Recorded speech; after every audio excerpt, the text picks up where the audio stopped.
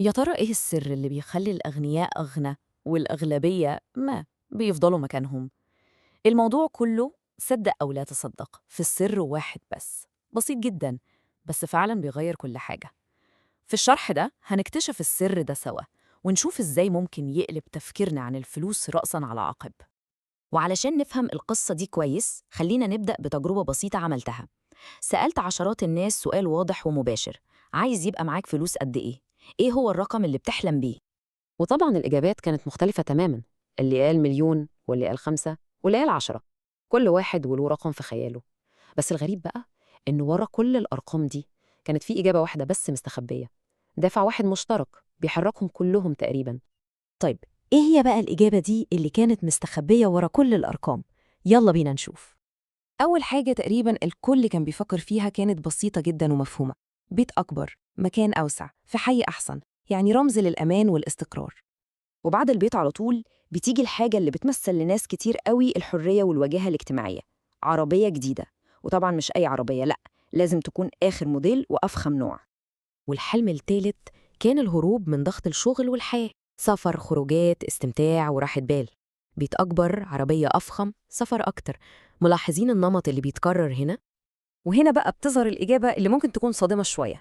الرغبة الحقيقية ما كانتش في بناء ثروة أو استثمار، لأ، كانت في استهلاك الثروة دي. الهدف من الآخر كان إننا نصرف أكتر عشان نعيش حياة شكلها أحسن وأريح. وهو ده بالظبط الفخ اللي أغلبنا بيقع فيه. عقلية الاستهلاك دي هي اللي بتخلي الواحد محبوس في دايرة مقفولة. كل ما الدخل يزيد، المصاريف دي يزيد معاه، فنضطر نشتغل أكتر عشان نغطي المصاريف اللي زادت. والفلوس نفسها عمرها ما بتاخد فرصة إنها هي اللي تشتغل وتكبر. تمام، خلينا ندخل في قلب الموضوع اللي بيفرق بين العالمين دول. الحكاية كلها بتتلخص في فهم الفرق بين كلمتين اتنين بس: الأصول والالتزامات. الفرق كله هنا: العقلية الغنية مهووسة بشراء الأصول، أما العقلية التانية اللي أغلبنا اتربى عليها بتبقى مركزة على شراء الالتزامات. والمشكلة الأكبر إننا ساعات كتير بنبقى فاكرين الالتزامات دي أصول. طيب، يعني إيه أصل؟ تعريفه بسيط جدا. الأصل هو أي حاجة بتشتغل وبتدخل فلوس في جيبك، أي حاجة بتزودك مش بتاخد منك. أما الالتزام فهو العكس بالظبط: أي حاجة بتسحب فلوس من جيبك بشكل مستمر، أي حاجة بتكلفك فلوس عشان تفضل معاك. خلينا ناخد أمثلة عشان الصورة تبقى أوضح. سهم في شركة بيكبر وبيوزع أرباح، أو مشروع صغير بيدخل دخل شهري، ده أصل. لكن عربية جديدة قيمتها بتقل من أول دقيقة وبتاخد منك كل شهر فلوس بنزين وصيانة، ده التزام صريح.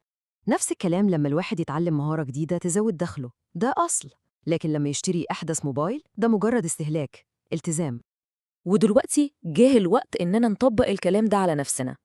خلينا نختبر طريقة تفكيرنا المالية بسؤال واحد مهم. السؤال الجوهري هو ده: كل جنيه بيدخل جبنة مصيره إيه؟